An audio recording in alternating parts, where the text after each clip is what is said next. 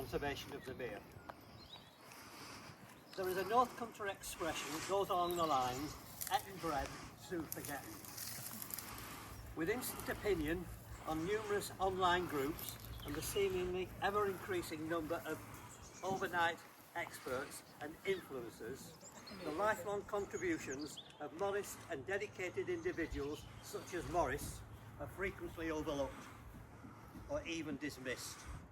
Today, we are here to ensure that that does not happen to Maurice. We will all have our personal recollections of Maurice. Ours, Maureen and myself, is of a visit by the the then existing St Anne's Bird Club in 1972, when on a field trip to the mere, led by Maurice stepped to the edge of the reed bed and found a dead kittiwake. With instant recall, he said, "Second record for the mere." Now, I couldn't have done that, but there we are. Maurice began his bird watching in 1952. Fortunately, much of his detailed and extensive correspondence relating to his recording and conservation of the mere has survived. These historical records record not only the bird species seen, but also provide a vivid picture of the changing topography of the mere and its environs. Throughout is evidence of Maurice's tenacity in confronting any proposal that threatened the preservation of the mere.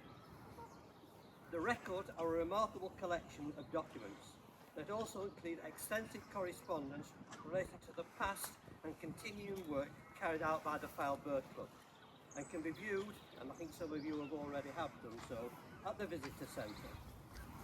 A special note of credit is due to Jan Bramhall. I'll just see Jan's note. She's there, Jan, thank you, Jan.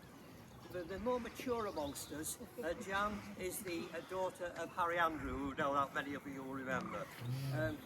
Her work on preparing these archives is really quite remarkable and deserves credit in its own right. The mere became an SSSI in 1979 and declared a local nature reserve in 1991. In 1999, the Fylde Bird Club funded and erected the present hide. The club have now financed the repairs to the hide prior to the refurbishment by the volunteers and the Friends of Marton Mere.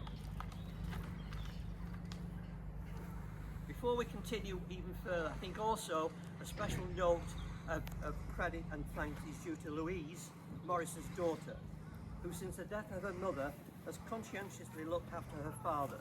She is to be commended for her care and devotion. In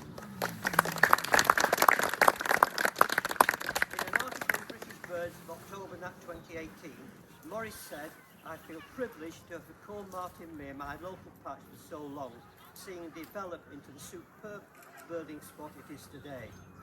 The word privilege rings hard. Well, it is us who are privileged to have known Maurice.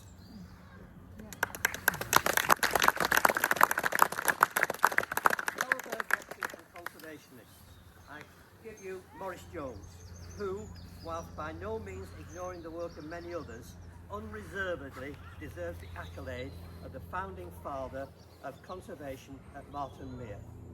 I now invite him to cut the ribbon to the Maurice Jones Hide. Thank you.